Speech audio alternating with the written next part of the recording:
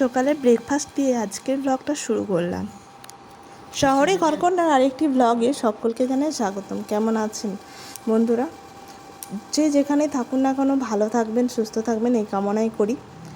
কারণ এখন তো আমাদের এইখানে প্রচুর বন্যা পরিস্থিতি খারাপ, তো সেই জন্য মনের দিক দিয়েও খুব কষ্টে আছি। কারণ বন্যা কবলিত প্রত্যেকটা মানুষ এখন এখানে। তো আমি যেখানে আছি সেখানে বন্যার জল আসেনি ঠিকই, কিন্তু আমার পরিবারের লোকজন প্রত্যেকেই কিন্তু বন্যার জলে চারিদিক থেকে আটকে রয়েছে, বাপের বাড়ি, শ্বশুর বাড়ির সব লোকজন। তো এটা সত্যি একটা দুঃখজনক, মানে ভীষণ দুঃখজনক, একটা নয়। আর আমার বাবা বা আমার শ্বশুরমশাই প্রত্যেকে আমাদের কিন্তু প্রচুর জমি জায়গা আছে, মানে চাষবাস হয়। তো সেখান থেকে চাষবাসের সমস্ত ফসল কিন্তু বন্যার জলে নষ্ট হয়ে গেছে, শুধু আমাদেরই নয়, গ্রামবাসীর সকলেরই। তো এটা খুব খারাপ বা খুব দুঃখজনক, যাতে করে মানে খাদ্যের যে আমাদের সরবরাহ যেখান থেকে হয় সেটাই পুরো নষ্ট হয়ে গেছে।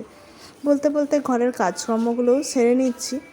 এদিকে কাজের মাসি এসে ঝাড়ু দিচ্ছে। আজকে কাজের মাসির সাথে আমি একটু লেগেছি ঘরটা পরিষ্কার করতে, কারণ সবসময় ইচ্ছে করে যে ঘরটা যদি পরিপাটি করে গুছানো থাকে ভীষণ ভালো লাগে। কিন্তু কি বলুন তো, ছোট বাচ্চার জন্য আমি না সবটা মেনটেন্স করে উঠতে পারি না। কিন্তু আমি এটাই চাই যে প্রত্যেকটা জায়গা, ঘরের কোণা কোণা সুন্দর করে গুছানো থাক। আর আমার কাজের দিদিকে বলি, যথেষ্ট করে না বলবো না, যথেষ্ট করে, কিন্তু গোছানো কাজগুলো তো তারও সময় হয়ে ওঠে না। কারণ দিদি তো একটা বাড়িতে কাজ করে না, দিদি প্রায় 4টে বাড়িতে কাজ করে আমার বাড়িটাকে নিয়ে। তো দিদির সাথে আজকে লাগলাম, দিদির সাথে কথা বলতে বলতে, যে আমি যেখানটায় ড্রেসিং টেবিল আমার মেয়েরা সাজুগুজু করে, আমি একটু সাজুগুজু করে ওইখানটাকে আগে একটু গুছিয়ে নিলাম। আর এদিকে সকালের দিকে একটু রান্নার চাপও থাকে, কারণ আপনাদের দাদাভাই খাওয়া দাওয়া করে বেরিয়ে যায়, তো ওর জন্য রান্নাবান্নাও চলছে। আর সকালে ব্রেকফাস্টটা খেয়ে ওর কাজে বসে গেল, কম্পিউটারে কিছু কাজ আছে তো কাজে বসে গেল, মেয়েরা পড়তে বসে গেছে, আমি কাজের দিদির সাথে একটু কাজে লেগেছি। আর যেটা বলছিলাম যে বন্যার পরিস্থিতি কাটিয়ে সবাই আস্তে আস্তে রিকভারি করে উঠবে, এটাই তো চাই, আর অবশ্যই হবে। কিন্তু আবার যা গরম রেখেছে, যা রোদ বেরিয়েছে, মনে হচ্ছে আবার নিম্নচাপ হবে।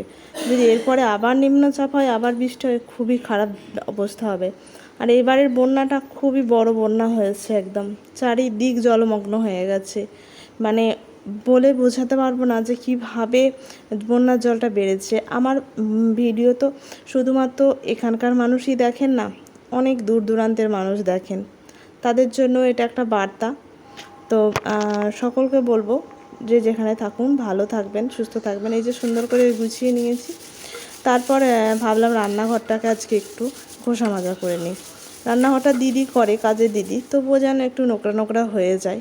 যেমন এই দেখুন আমাদের কিচেনের এই তাকগুলো, আসলে কি বলুন তো, পাথরগুলো না ভালো করে পালিশ করা নেই, এমনি একটা যেমন নোংরা নোংরা পড়ে রয়েছে।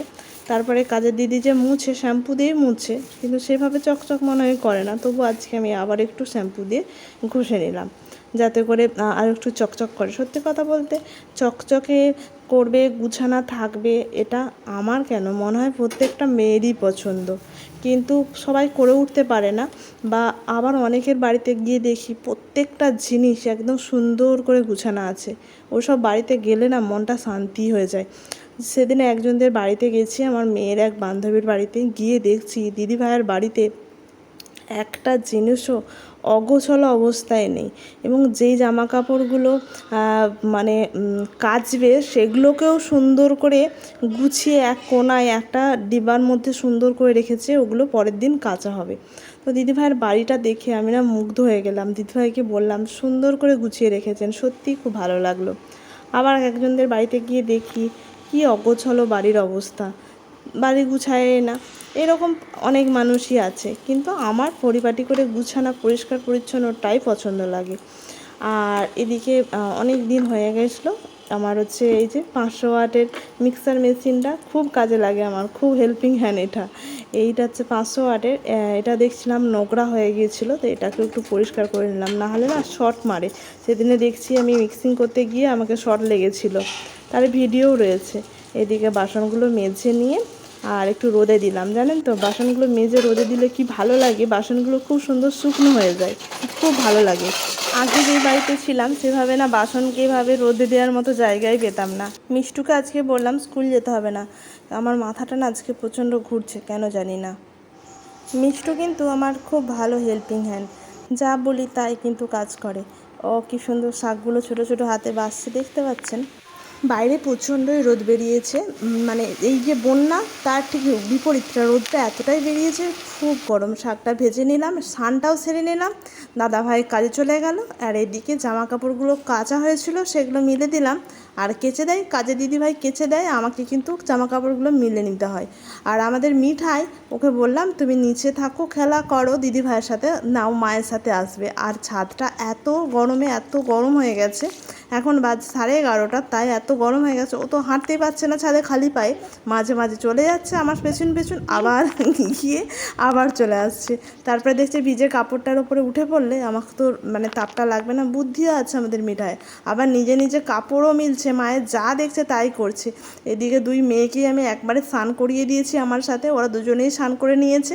আর এই যে দেখতে পাচ্ছেন মিঠাইয়ের কীর্তি করলাম, হালকা ফুলকা রান্না আবার সেরে নিচ্ছি। হালকা হলো রান্না বলতে দাদাভাই অল্প স্বল্প রান্না খেয়ে চলে গেছে, আর মেয়ে দুটোর জন্য একটু অল্প করে সবজি বানিয়ে নিচ্ছি।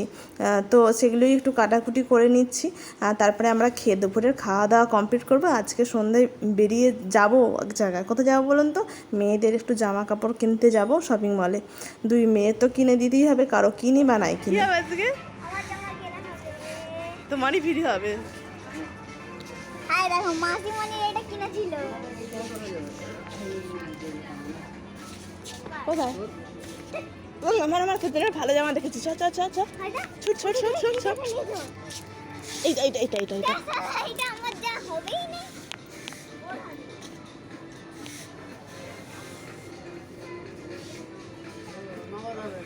নামি দাও।